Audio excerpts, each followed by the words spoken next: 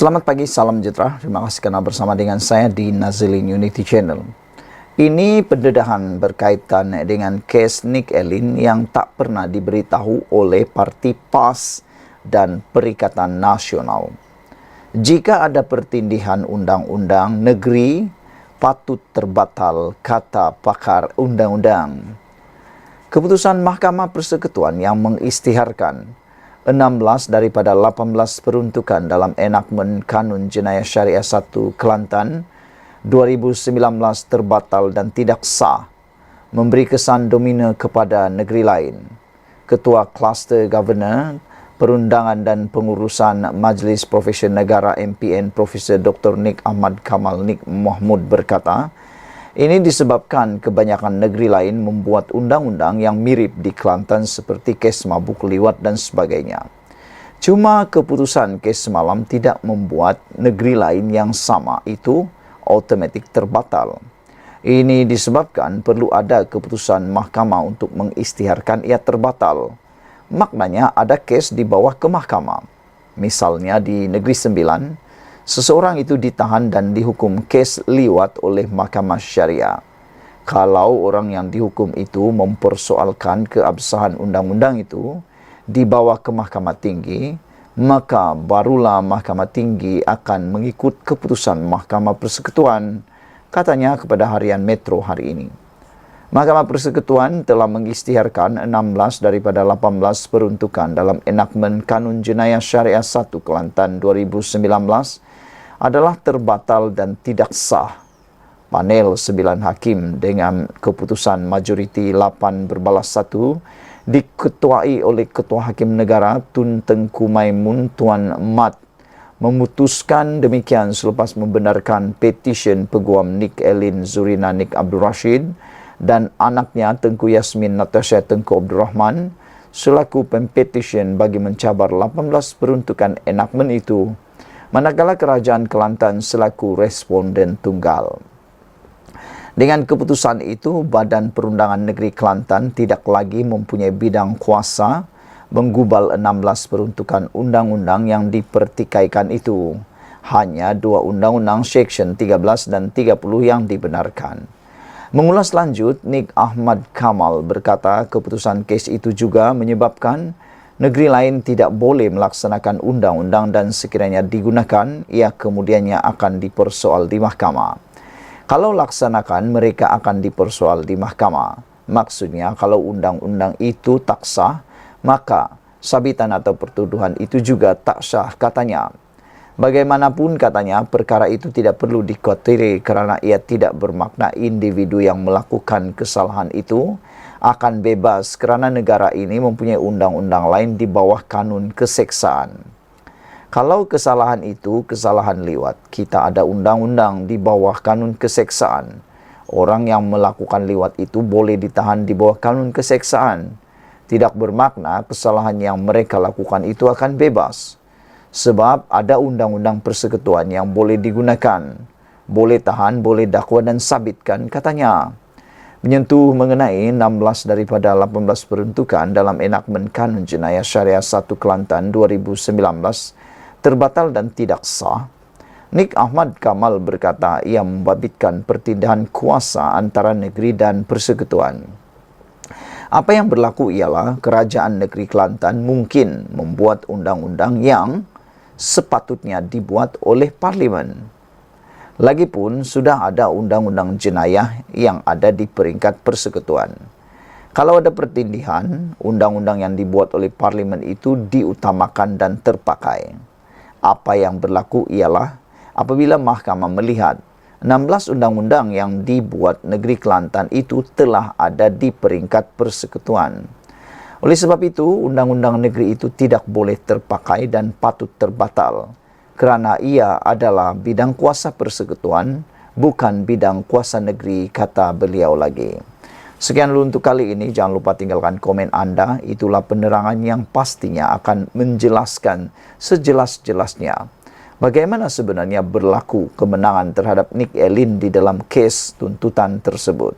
Nampaknya benarlah. Banyak kali perkara yang tak benar tersebar, tapi perkara yang benar jarang sekali kita dengar. Dan ini kebenarannya. Jika ada pertindihan undang-undang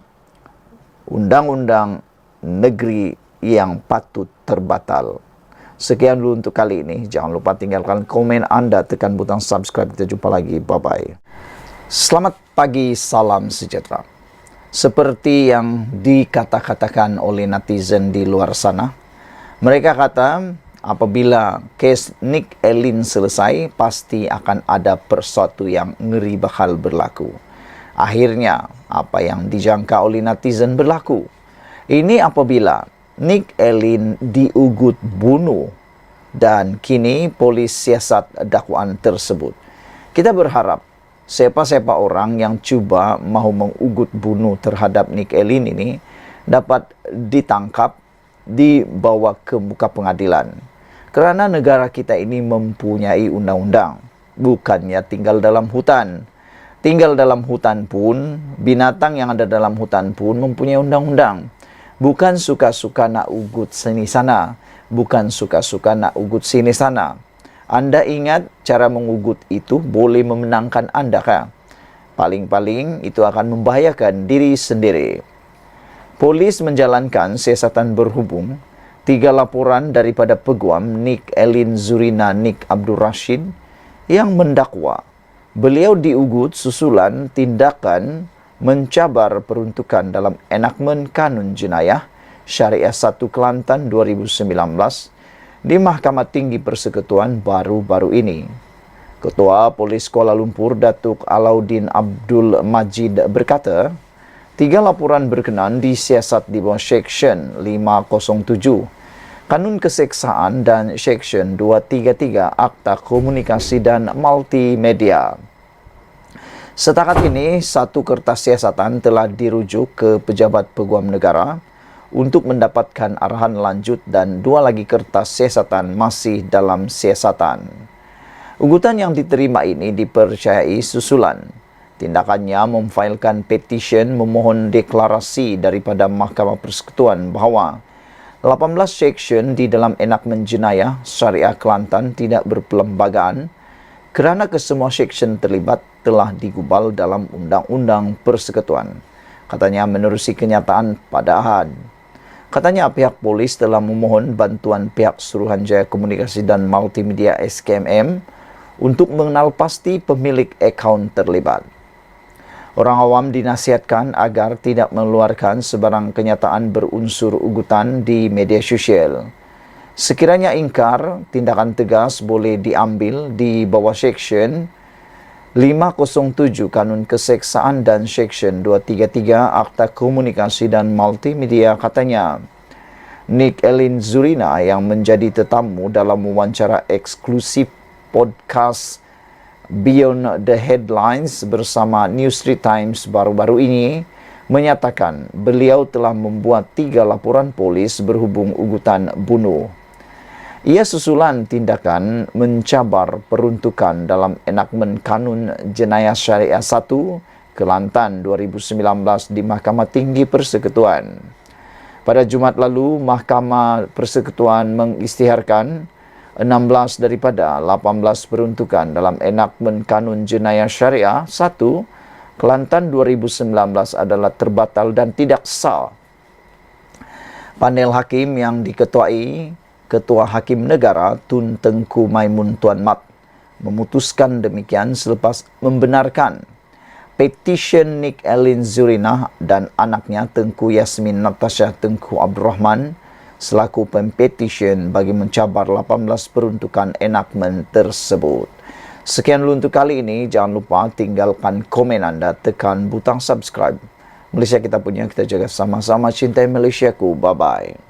Selamat pagi, salam sejahtera. Terima kasih kerana bersama dengan saya di Nazilin Unity Channel. Tak puas memfitnah kerajaan perpaduan pimpinan Anwar Ibrahim, tak puas memfitnah Anwar Ibrahim dan juga menteri-menterinya, kali ini giliran anak Anwar Ibrahim pula difitnah. Ini apabila Nurul Izzah Ibrahim akhirnya akan tampil buat laporan polis. Kita menyokong tindakan daripada Nurul Izzah ini supaya semua yang suka buat fitnah itu akan dapat balasan. Lebih penting lagi, kebanyakannya mereka akan kantoi. Orang-orang yang suka memfitnah itu, khususnya memfitnah Anwar Ibrahim dan keluarganya, akhirnya akan kantoi. Dah berapa kali dah mereka kalah. Mereka kalah di dalam pendakwaan saman di mahkamah. Ada yang membayar sekian jumlah dan sebagainya. Namun mereka tak serik-serik lagi. Tapi yang menyakitkan hati, yang membebalkan hati kita ialah apabila mereka hanya menggunakan otak yang sebelah, kiri atau kanan sahaja, tidak menggunakan sepenuhnya. Ini apabila terbukti, mereka cakap dulu, baru belakang hari mereka tampil, kononnya meminta maaf dan minta supaya saman tersebut ditarik balik. Adakah itu memang sifatnya mereka yang suka memfitnah kerajaan pimpinan Anwar Ibrahim ini? Ataukah memang mereka ni suka sangat disaman? Mereka ni dah cakap, baru minta maaf. Dah tersaman, sudah disaman, baru minta maaf. Tetapi itu bukan penyelesaian yang terbaik.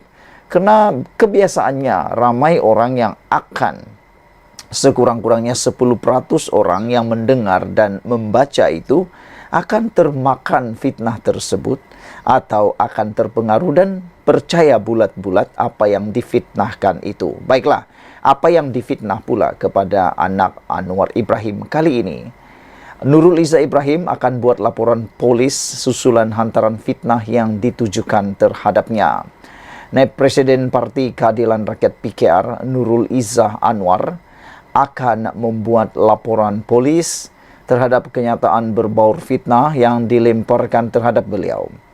Nurul Izzah berkata beliau telah menerima satu kiriman hantaran di laman sosial Facebook yang tidak benar terhadapnya pada Sabtu. Petang tadi Sabtu saya telah menerima kiriman hantaran Facebook yang berunsur fitnah terhadap diri saya, kata Nurul Izzah. Peguam saya masih bercuti tahun baru Cina. Insya Allah, laporan polis terhadap fitnah ini menyusul minggu depan selepas laporan polis oleh Nadia esok pagi Ahad. Jangan dilupakan juga ya, audit oleh Prohas ke atas Laksana baru selesai kisah sebenar. Katanya menerusi satu hantaran pada Sabtu. Sebelum ini, seorang pengguna Facebook telah memuat naik satu hantaran berunsur fitnah terhadap Nurul Izzah yang mengatakan bahwa beliau telah dilantik sebagai penasihat agensi pelaksana ekonomi dan koordinasi strategik nasional Laksana serta menerima gaji sebanyak 35.000 sebulan. Bukan itu sahaja, hantaran berkenaan turut menyatakan kononnya Nurul Izzah dibekalkan 2 kaki tangan dengan gaji antara RM5.000 hingga RM20.000.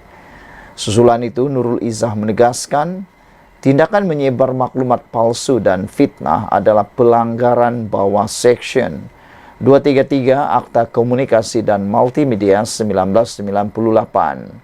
Walau bagaimanapun, Nurul Izzah hanya menulis di akhirnya, terima kasih daun keladi buat yang membaca. Moga Allah membantu perjuangan dan menegakkan keadilan dan melawan kebatilan, kata beliau lagi. Saudara-saudara sekalian, apabila ini berlaku memang mengejutkan kita semua.